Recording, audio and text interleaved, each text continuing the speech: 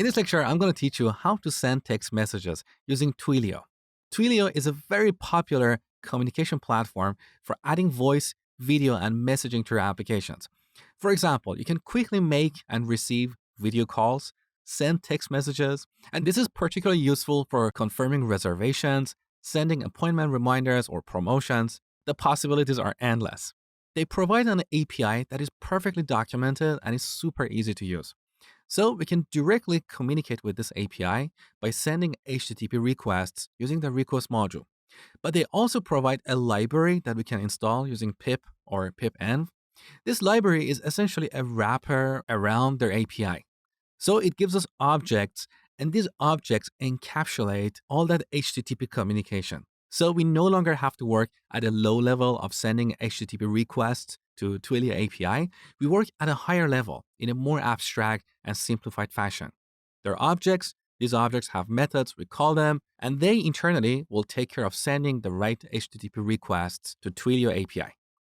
All right, so the first thing you need to do is to create a Twilio account. Let's go to the sign up page. Here we have a simple form. You need to provide your first name, last name, email, and password. On the next page, it's going to ask you to provide a phone number, and this is used to verify your account. So pause the video and do these steps. When you're done, come back, continue watching. Okay, so here we are on Twilio console. On the left side, let's go to phone numbers. We need to provision a phone number for sending text messages or making phone calls. So let's click Get Started. And then click Get Your First Twilio phone number. All right, this is the number we're going to use to send a text message in the next step. So let's go ahead and choose this number. Beautiful. We have set up our account. Now we are ready to write a program to send a text message using Twilio.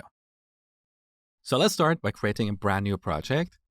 We're going to call that PyText. Now let's go to this folder and open it in VS Code. All right, here first we need to install Twilio. So pipenv install Twilio. Okay, beautiful. Now let's add a new file here. We call it app.py. Next, we need to select our virtual environment. So we can either click this virtual environment on the status bar, or we can press Shift, Command, and P on Mac, or Shift, Control, P on Windows. Here we search for Python interpreter. There you go. So let's select that. And we set this to PyText. Okay. Now, from Twilio.rest, we need to import the client class. So this class represents a client to Twilio REST API. Now let's create a client object.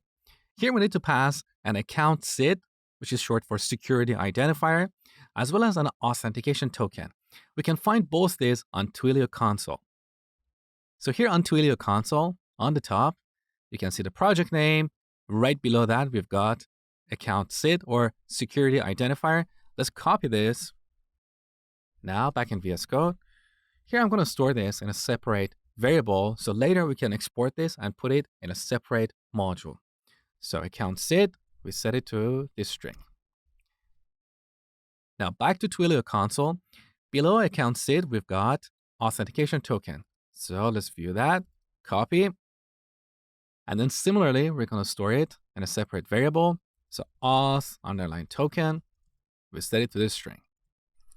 Now we create a client object and pass account SID as well as the authentication token. And here's our client object. This client object has a few interesting attributes. The one that we're going to look at in this lecture is messages, and we use that to send text messages. We also have calls for making voice calls. We've got fax, video, chat, and so on. So, messages. Now, this object has a method called create. Here we need to pass 3 pieces of information. 2, which we set to a phone number, from underline, which we set to our Twilio number. This is the phone number that we generated earlier. And finally, body. Let's say this is our first message. So with only 4 lines of code, we can easily send a text message to any numbers in the world. This create method takes care of sending the right HTTP request to Twilio API. So finally, it will return a call object.